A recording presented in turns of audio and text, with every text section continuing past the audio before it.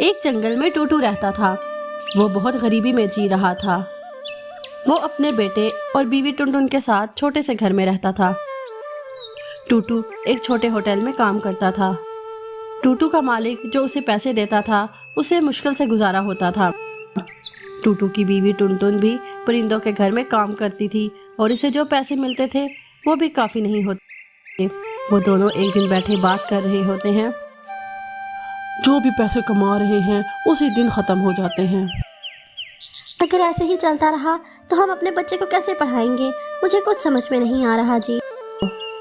मुझे भी नहीं पता टुनटुन कि हमारी ज़िंदगी में कब तब्दीली आएगी, कब हमारे पास भी अपना घर होगा, वो दिन कब आए। टूटू, आप कोई और काम देख लेना, ऐसा कुछ जिससे हमें ज़्यादा पैसे कमा सकें। ठीक है, कल सुबह जाकर मैं कोई दूसरा काम ढूंढता हूँ।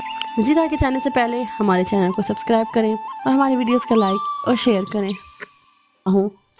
अगली सुबह वो अपने मालिक के पास जाता है और उसे कहता है, साहब जो पैसे आप मुझे दे रहे हैं वो काफ़ी नहीं हैं। साहब इसलिए सोच रहा था कि मैं और कोई काम ढूंढ लूँ। टूटू, अभी तो काम बहुत अच्छा चल रहा है, अब अगर तुम भी छोड़ दोगे तो कैसे हो? बात तो सही है साहब, लेकिन ठीक है, एक काम करो, हमारे होटल में मछली की कड़ी भी और तुम्हें मछलियाँ पकड़ना भी आता है, तो तुम मछलियाँ पकड़कर होटल को दो। इस तरह तुम्हें भी ज़्यादा पैसे मिलेंगे और मेरा भी कारोबार बढ़ेगा। ठीक है साहब, मैं कल से मछली पकड़ना शुरू कर दूंगा।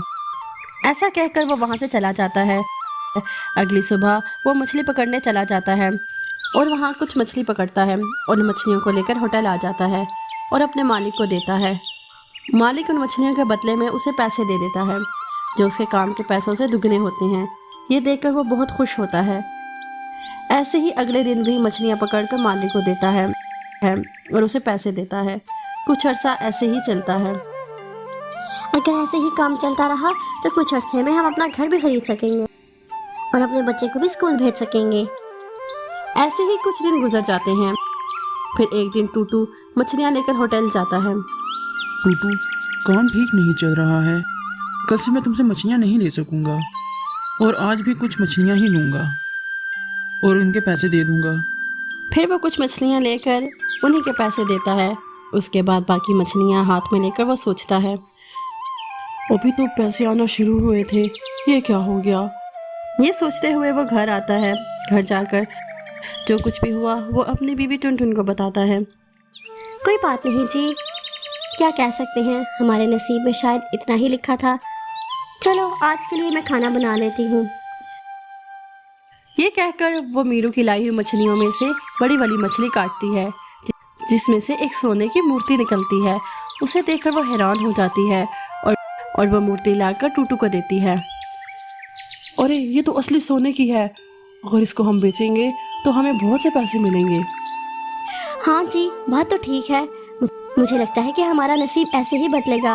वो कहते हैं ना, एक दरवाज़ा बंद हो तो दूसरा दरवाज़ा खुल ही जाता है। अरे हाँ, बिल्कुल ठीक कह रही हो तुम। अगले दिन टूटू सोने की मूर्ति लेकर सोने की दुकान पर जाता है। वहाँ का मालिक उस मूर्ति को देखकर कहता है, अरे ये मूर्ति तो बहुत पुरानी है और इसका मोल भी बहुत ज़्यादा है। अब तुम्हें देने के लिए मेरे पास इतने पैसे तो नहीं हैं। अरे अब क्या करेंगे साहब। लेकिन मैं तुम्हें थोड़े थोड़े करके पैसे दे सकता हूँ, एक ही बार में इतने पैसे दे नहीं सकता। एक ही बार में इतने पैसे नहीं दे सकता, मंजूर है?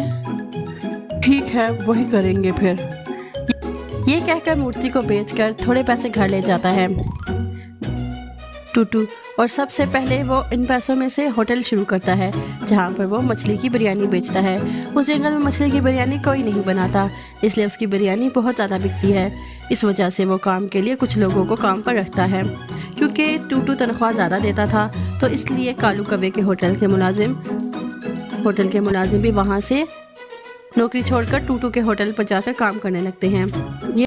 ये सुनकर कालू कौवा टूटू के पास जाता है। क्या टूटू, मेरे होटल में काम करने वाले लोगों को भी अपने होटल में लगा लिया तुमने? तुम्हारी वजह से मेरा काम खराब हो गया है। तुम्हारे पास पैसे क्या आए, गुरूर चढ़ गया तुम्हें? मालिक, ऐसी बात नहीं है। मैंने उन्हें नहीं कहा कि वो मेरे पास आकर काम करें। वो खुद आए मेरे पास, काम था तो मैंने दे दिया बस। मैं भी देखता हूँ तुम कितने दिन ऐसे काम चलाओगे। कारोबार करना कोई आसान काम नहीं है। एक बार अगर नुकसान आ गया ना तो फिर से मछली बेचने का काम ही करना पड़ेगा। क्या ये कहीं लिखा है कि सिर्फ आप जैसे लोग ही कारोबार कर सकते हैं और हम जैसे नहीं?